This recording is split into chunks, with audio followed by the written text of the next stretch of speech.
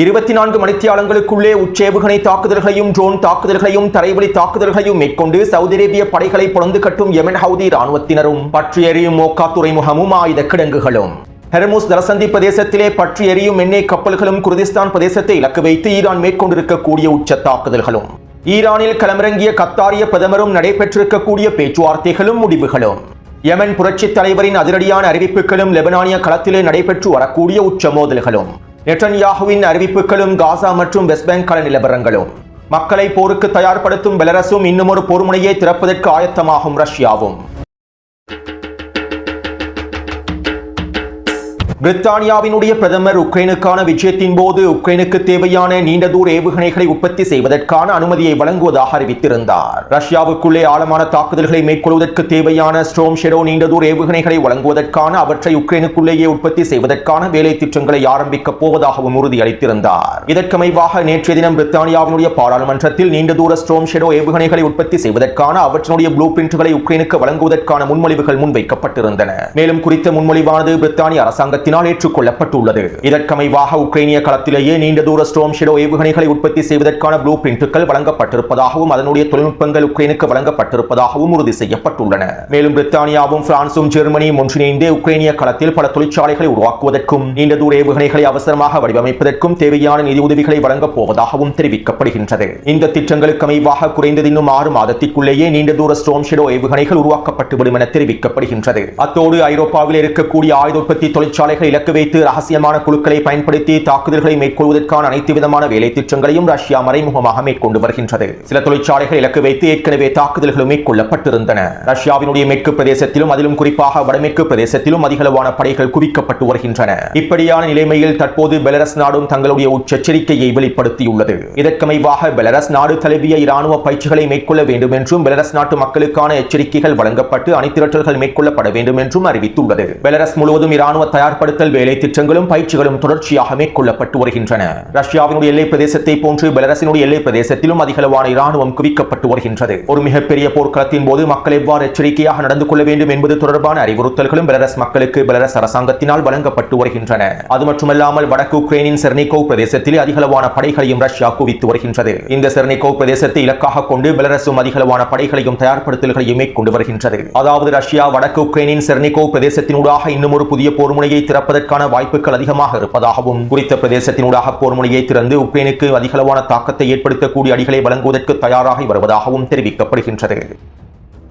அடுத்து west bank பிரதேசத்திலே பலஸ்தீனிய மக்களுக்கு எதிரான கொடூரங்களும் அட்டூழியங்களும் தொடர்ச்சியாக மேற்கொள்ளப்பட்டு வருகின்றன. வடக்கு வெஸ்ட் பேங்கில் இருக்கக்கூடிய பலஸ்தீனிய கிராமங்களை இஸ்ரேலிய ஆக்கிரமிப்பு நிலத்திடர்கள் முற்றுகையிட்டு பலஸ்தீனிய மக்களுக்கு எதிரான கொடூரங்களையும் மேற்கொண்டு வருகின்றார்கள். பலஸ்தீனிய மக்களுடைய இருப்பிடங்களை கைப்பற்றி அவர்களுடைய சொத்துக்களையும் வீடுகளையும் கடைகளையும் கொள்ளையடித்து அவர்களை தங்களுக்கு சொந்தமாக்கிக் கொள்வதற்காகவே இஸ்ரேலிய ஆக்கிரமிப்பு நிலத்திடர்கள் இவ்வாறான கொடூரங்களை மேற்கொண்டு வருகின்றார்கள். மேலும் இஸ்ரேலிய ஆக்கிரமிப்பு அரசாங்கமும் வெஸ்ட் பேங்கினுடைய வடக்கு பிரதேசத்தை இஸ்ரேலிய ஆக்கிரமிப்பு குடியேற்றங்களாக அறிவித்து வருகின்றது. நிதியமைச்சர் ஸ்மோட்ரிச்சினுடைய தலைமைக்கு கீழாலேயே பல பலஸ்தீனிய பிரதேசங்கள் இஸ்ரேலிய ஆக்கிரமிப்பு நிலத்திடர்களுடைய கட்டுப்பாட்டுக்கு கீழால் கொண்டு வரப்பட்டு வருகின்றன. இப்படியான நிலைமையில் ஐக்கிய நாடுகள் சபைக்கான இஸ்ரேலிய ஆக்கிரமிப்பினுடைய தூதர் இவ்வாறு தெரிவித்துள்ளார். வெஸ்ட் பேங்க் பிரதேசம் முழுவதும் எங்களுக்கு உரிமை இருக்கின்றது. வெஸ்ட் பேங்க் பிரதேசம் என்பது ஆக்கிரமிக்கப்பட்ட நிலம் அல்ல.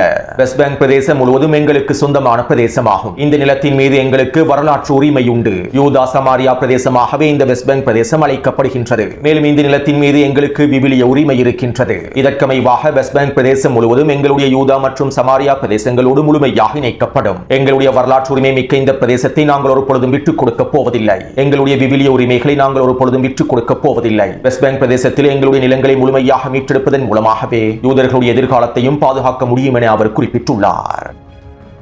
அத்தோடு நெட்டன்யாஹுவின் தேர்தல் பிரச்சாரங்கள் தோல்வியை நோக்கி நகர்ந்து கொண்டிருப்பதாக தெரிவிக்கப்படுகின்றது. இந்த தேர்தல் பிரச்சாரங்களில் வெற்றி அடைவதற்காக நெட்டன்யாஹு இனி வரக்கூடிய நாட்களில் சில முடிவுகளை எடுக்கப் போவதாகவும் அடுத்த கட்ட போர் தொடர்பான முடிவுகளை அறிவிக்கப் போவதாகவும் இஸ்ரேலிய ஆக்கிரமிப்பு ராணுவ ஆய்வாளர்களும் கருத்துக்களை வெளியிட்டு வருகின்றார்கள். மேலும் நெட்டன்யாஹுவின் லிக்குட் கட்சியானது மிகப்பெரிய ஆய்வறிக்கை ஒன்றை சமர்ப்பிப்பதற்கும் தயாராகி வருகின்றது. இந்த ஆய்வறிக்கையின் பிரகாரம் நெட்டன்யாஹுவினால் தேர்தலில் வெற்றி பெற முடியாது என்கின்ற நிலைமை ஏற்பட்டால், மீண்டும் நெட்டன்யாஹுவினால் பிரதமர் பதவியில் அமர முடியாது என்கின்ற நிலைமை ஏற்பட்டால் தேர்தலை பிற்படுத்துவதற்கான திட்டங்களையும் நெட்டன்யாகு நடைமுறைப்படுத்துவதற்கு தயாராகி வருகின்றார். இதற்கமைவாக காசாவின் களத்திலே தரைவழி தாக்குதல்களை மேற்கொள்வதற்கும் திட்டமிட்டுள்ளார். இவை தொடர்பாக முன்னைய காணொலிகளில் தெளிவாக குறிப்பிட்டுள்ளேன். இப்படியான நிலைமையில் நேற்றிரவு நடைபெற்ற தேர்தல் பிரச்சார கூட்டத்தின் போது நெட்டன்யாகு ஊடகங்களுக்கு இவ்வாறு தெரிவித்தார். நமது கண் முன்னே யதார்த்தம் மாறிக்கொண்டிருக்கின்றது.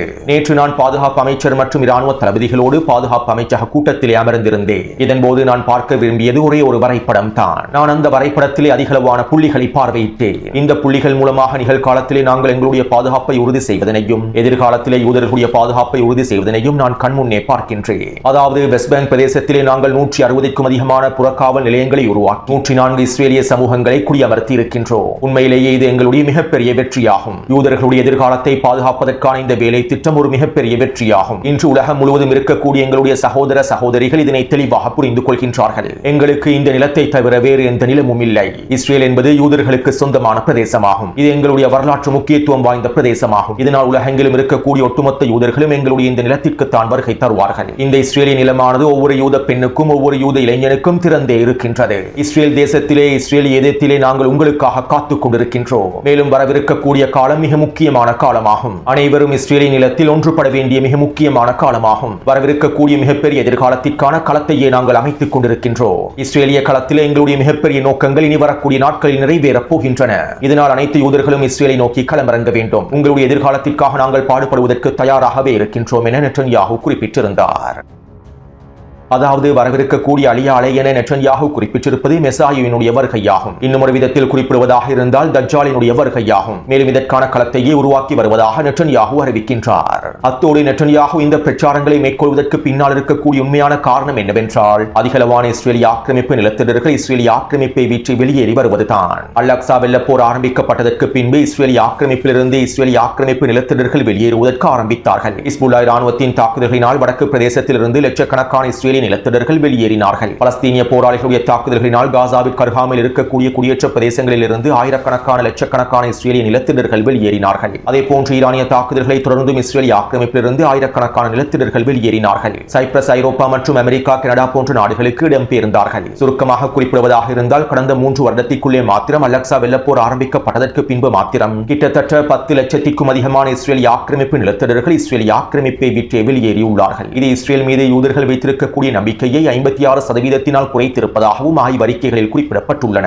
அதாவது இஸ்ரேலிய ஆக்கிரமிப்பு நிலமானது பாதுகாப்பான நிலம் அல்ல என்றும் இந்த நிலத்திலே ஒருபொழுதும் எங்களால் நிம்மதியாக வாழ முடியாது என்றும் இஸ்ரேலிய ஆக்கிரமிப்பில் இருக்கக்கூடிய அதிகளவான நிலத்தினர்களுடைய மனதில் பதிந்து விட்டதாகவும் இதன் தாக்கத்தில் தான் அதிகளவான இஸ்ரேலிய ஆக்கிரமிப்பு நிலத்தினர்கள் இஸ்ரேலிய ஆக்கிரமிப்பை விட்டு வெளியேறி வருவதாகவும் ஆய்வறிக்கைகளில் உறுதிப்படுத்தப்பட்டுள்ளன.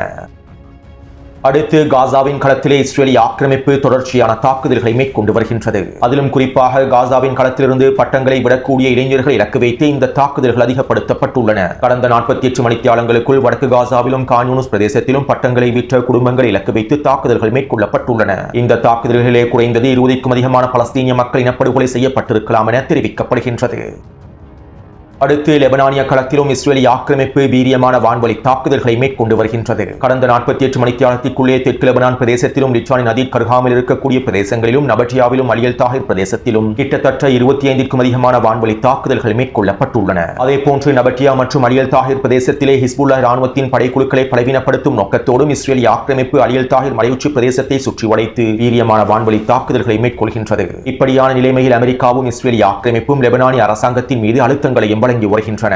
மிக முக்கியமான மூலோபாய மலைப்பிரதேசமான அலியல் தாகிர் மலைப்பிரதேசத்தினை கைப்பற்ற முடியாமல் இஸ்ரேலிய ஆக்கிரமிப்பு ராணுவம் திண்டாடுகின்றது. இதனால் அலியல் தாகிர் பிரதேசத்திலிருந்து ஹிஸ்புல்லாஹ் ராணுவத்தினர் முழுமையாக பின்வாங்கிவிட வேண்டும் என்றும் குறித்த பிரதேசத்திலே லெபனானிய அரசை ராணுவம் களமிறக்கப்பட வேண்டும் என்றும் அவ்வாறு லெபனானிய அரசை ராணுவம் களமிறக்கப்பட்டால் இஸ்ரேலிய ராணுவம் பின்வாங்கிவிடும் என்றும் அமெரிக்காவின் மூலமாக லெபனானிய அரசாங்கத்திற்கு உச்சழுத்தங்கள் வழங்கப்படுகின்றன. இதற்கமைவாக லெபனானிய அடிமை அரசாங்கமும் ஹிஸ்புல்லாஹ் ராணுவத்திற்கு உச்சழுத்தங்களை வழங்குகின்றது. இதற்கமைவாக நேற்றைய தினம் ஹிஸ்புல்லாஹ்வுடைய தலைவர்களோடு மீண்டும் லெபனானிய அரசாங்கம் பேச்சுவார்த்தைகளை மேற்கொண்டுள்ளது. அலியல் தாகிர் மலைத்தொடர் பிரதேசத்திலிருந்து ஹிஸ்புல்லாஹ் ராணுவத்தினை பின்வாங்கி விடுமாறும் லெபனானிய அரசு ராணுவத்தினை களமிறக்குவதாகவும் அவ்வாறு செய்தால் இஸ்ரேலிய ராணுவம் பின்வாங்கி விடும் என்றும் குறித்த மூலோபாய பிரதேசத்தினை லெபனானிய அரசு ராணுவத்தின் கட்டுப்பாட்டுக்குள் கொண்டு வந்துவிட முடியும் என்றும் லெபனானிய அரசாங்கம் பேச்சுவார்த்தைகளை மேற்கொண்டுள்ளது. இருப்பினும் ஹிஸ்புல்லாஹ் ராணுவத்தினுடைய தலைமைகள் இதற்கு மறுப்பு தெரிவித்துள்ளார்கள். கடந்த மாதமும் இவ்வாறு தான் லெபனானிய அரசாங்கம் உச்சழுத்தங்களுக்கு மத்தியில் ஹிஸ்புல்லாஹ் ராணுவத்திற்கு மிரட்டல்களை வெளியிட்டிருந்தது. மேலும் ஹிஸ்புல்லாஹ் ராணுவத்தினர் அலியல் தாகிர் மலையுச்சி பிரதேசத்திலிருந்து வெளியேற மாட்டோம் என வெளிப்படையாக அறிவித்திருந்தார்கள். எனவே தற்போது ஹிஸ்புல்லாஹ் ராணுவத்தினர் அவர்கள் அவர்களுடைய உறுதியான நிலைப்பாட்டை மீண்டும் வெளிப்படுத்தியுள்ளார்கள். அரியல் தாஹிர் மூலோபாய மலையுச்சி பிரதேசத்திலிருந்து ஹிஸ்புல்லாஹ் இராணுவத்தினர் வெளியேறிவிட்டால் லெபனானிய அரசு இராணுவம் குறித்த பகுதியில் களமிறக்கப்பட்டாலும் இஸ்ரேலிய ஆக்கிரமிப்பு முன்னேறி குறித்த மலை பிரதேசத்தை கைப்பற்றிக் கொள்ளும். இதன் விளைவாகவே ஹிஸ்புல்லாஹ் இராணுவத்தினர் குறித்த பகுதியிலிருந்து வெளியேறாமல் தொடர்ச்சியாக போராடி வருகின்றார்கள்.